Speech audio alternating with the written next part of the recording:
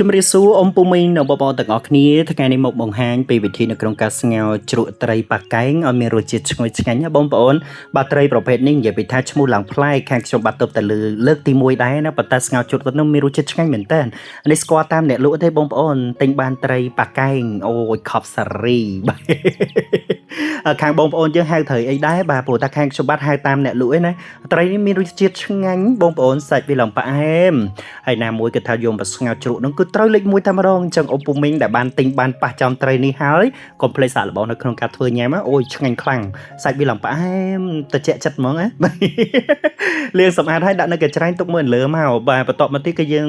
ត្រូវលាងសម្អាតជាមួយនឹងជីនាងវងក៏សក្រីមានស្លឹកខ្ទឹមអីចឹងណាដើម្បីយើងយកមកជ្រក់បងប្អូនអូយមានរសជាតិណាស់ហើយស្ងោរហ្នឹងគឺយើងដាក់គល់សក្រីទាំងពីរគល់ហ្នឹងទេបង្កើននៅរសជាតិយុទ្ធនាអស់អញ្ចឹងមិនន័យថាស្ងោរជ្រក់ត្រីហ្នឹងណាមានតែប៉ុណ្ណេះមានជាតិហ្មងឡើងឆ្ងាញ់អរគុណឥឡូវនេះគឺយើងលាងសម្អាតរួចរាល់អីហើយបាទបន្តមកទៀតគឺយើងធ្វើការកាត់ត្រីមកបាទត្រីប៉ាកែងរបស់យើងកាត់វាជាកង់មកដុំមកល្មមមកសំគួរបងប្អូនត្រីនេះធំមកបងប្អូនហើយមួយទាំងមូលតែម្ដងហើយត្រីស្រស់ត្រីទលេយើងទៀតណាបាទនៅក្នុង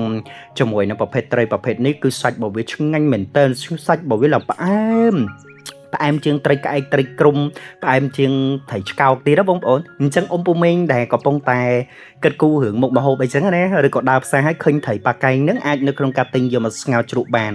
រសជាតិឆ្ងាញ់ខ្លាំងណាស់លក្ខណៈសាច់វាឡើងផ្អែមហ្មងដូចខាងខ្ញុំបានបរិយាយអញ្ចឹងឥឡូវយើងដាំទឹកហើយយើងបង់អង្ករមួយក្តាប់ដៃទៅបាទបង់អង្ករមួយក្តាប់ដៃហើយទុកមួយសន្ទុះទៅដើម្បីវាពុះបងប្អូនឆ្លៀតពេលដែលទឹកមិនទាន់ពុះគឺយើងហាន់នៅជាមួយនឹងបាជីនាងវងអមទៅដាក់នៅជាមួយនឹងស្លឹកខ្ទឹមទុកជ្រក់បងប្អូនហាន់វាអញ្ចឹងមកអូយតំណងឃើញហើយលក្ខណៈមួយថាចិត្តចង់ញ៉ាំហ្មងនេះក្លិនវាឡើងឈ្ងុយក្រោយពេលដែលយើងហាន់ខ្ទឹមរួចរាល់ហើយគឺយើងហាន់ក្រូចឆ្មាទុកមួយលើសិនមកបងប្អូនទុកពេលយើងច្របាច់ជ្រក់តែម្ដងអូតំណងមើលអ៊ំពូមីងណាខ្លះដែលគាត់បាននៅក្នុងការស្គាល់ត្រីប្រភេទនេះឬក៏បងប្អូនណាខ្លះដែលគាត់ហៅត្រីប្រភេទនេះជាប្រភេទត្រីផ្សេងអញ្ចឹងណាឥឡូវទឹកបើយើងពុះហើយឡើងក្រិចញ៉ែបង់គល់សក្រីមកបងប្អូនក្លិនឡើងឈ្ងុយបង់គល់សក្រីបង់ត្រីតែម្ដងដាក់មកជាតិហ្មងហើយក្លិនវិញឡើងឈ្ងុយលក្ខណៈប្រហើរពីគល់សក្រីអញ្ចឹងណាត្រីប្រភេទនេះងាយស្រួលនៅក្នុងការទទួលទានណាបងប្អូនហើយលក្ខណៈមួយថាសាច់វាផ្អែមឆ្ងាញ់តែម្ដងមកសន្ទុះក្រោយមកពុះឡើងក្រិចក្រែកអូហូយខប់សារីគ្រាន់តែឃើញក៏ដឹងតែមានជាតិដែរបងប្អូន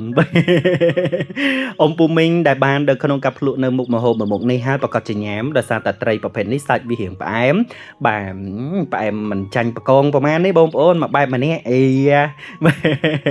ធ្វើដូចមែនតែនអញ្ចឹងណាផ្សំគ្រឿងស្រួលទេបងប្អូនមានប៊ីចេងមានស្ករមកចិបបានហើយព្រោះតែស្ករដាក់តិចបំផុតដោយសារតែមានផ្ទះខ្លះក៏អត់សូវចូលចិត្តជាមួយនឹងស្ងោរជ្រក់ប្រើស្ករអញ្ចឹងណាគេប្រើតែអំបិលទឹកត្រីប៊ីចេងអញ្ចឹងទៅប៉ុន្តែសម្រាប់ខេត្តផ្ទះរបស់ admin លួចមកចិបដើម្បីលួចយកជាតិណាអូឆ្ងាញ់ខ្លាំងណាគាត់ថាស្ងោរជ្រក់បើយើងដាក់ស្ករច្រើនវាឆ្អាបបងប្អូនអញ្ចឹងធ្វើតាម admin នៅក្នុងការបរិយាយបងប្អូនហើយមកហូបឆ្ងាញ់យកតាណាអស់ទេហើយបើថាគ្រឿងផ្សំប៉ុណ្ណេះទៀតអូយខប់សារីមកជូរគឺយើងប្រើមកជូរក្រូចឆ្មាបាញ់មិញហ្នឹងគឺថាដាក់ទឹកមានជាតិហ្មងបងប្អូនមើលប៉ុណ្ណេះអូយតំណងលក្ខណៈឆ្អិនសាច់ត្រីអូយខប់សារីអ៊ំពូមីងដូចខាងខ្ញុំអត់អង្គមកក្តាប់ដៃហ្នឹងឯងពេលយើងដាក់ហើយដល់ពេលយើងដុំមកញ៉ាំអូយឆ្ងាញ់ដូចបបរអញ្ចឹងលក្ខណៈមួយថាចូលចិត្តមែនតែនបងប្អូនក៏គាត់ថាស្ងោរត្រីតើដាក់បាយអត់ដាក់បាយទេបងប្អូនគេដាក់អង្គបាទអង្គមកក្តាប់ដៃមកអាហ្នឹងដោយផ្ទះបងប្អូនគាត់ប្រើវិធីសាស្ត្រខុសៗគ្នាអញ្ចឹងណាប៉ុន្តែសម្រាប់ខាងខ្ញុំបាទគឺដាក់អង្គបាទមកក្តាប់ដៃអញ្ចឹងទៅទុកតែមករំពុះពីរំពុះដូចបបរអញ្ចឹងណាជាតិបាទក៏បរិយាយនឹងក៏ហូរទឹកមាត់ច្រោកដែរអូយឃើញតំណងបាទមើលបង្ហាញជូនត្រខែបងប្អូនពី3ត្រួសអញ្ចឹងណាបាទប៉ុណ្ណេះឆ្អិនណាឌូដាក់ចានបានទេបងប្អូនក្លិនឡើងឈ្ងុយឌូដាក់ចានមកណាបាទឌូដាក់ចានហើយយើងជ្រក់ហ្មងពេលដែលយើងឌូហើយយើងជ្រក់មានជាមួយនឹងស្លឹកខ្ទឹម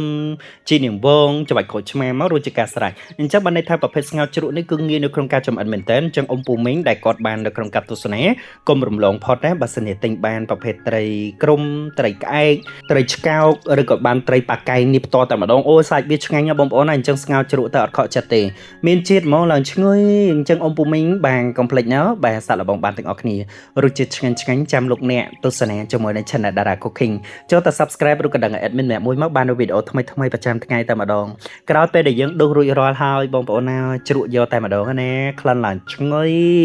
អញ្ចឹងគ្រាន់តែបានទស្សនាក៏ដឹងពីរសជាតិដែរណោះនិយាយទៅស្ងោរជ្រក់ផ្លោកត្រីគឺខាងខ្ញុំបាត់អត់ឲ្យចោលឯងបងប្អូនគឺឆ្ងាញ់ខ្លាំងឥឡូវយើងចាប់ផ្ដើមជ្រក់ហើយមានជីនាងវងមានស្លឹកខ្ទឹមអញ្ចឹងមកពណ៌ឡើងទំនោរមែនតើរួចហើយពេលដែលយើងជ្រក់ហើយយើងច្របាច់ក្រូចឆ្មាវាមកច្រូចមកបាទច្របាច់ក្រូចឆ្មាហើយគឺរួចហើយងាយហ្មងបាទអ៊ំពុំមីងមកញ៉ាំជាមួយនឹងខែខ្ញុំបាត់ទាំងអស់គ្នាណាដូចបាយម្នាក់ម្ចានមកបងប្អូនហើយថ្ងៃនេះមានតែប៉ុណ្្នេះទេជួបគ្នានៅក្នុងវីដេអូក្រោយៗទៀតណោះគណៈនេះ admin សូមអរគុណនិងសូមជម្រាបលាបាយបាយ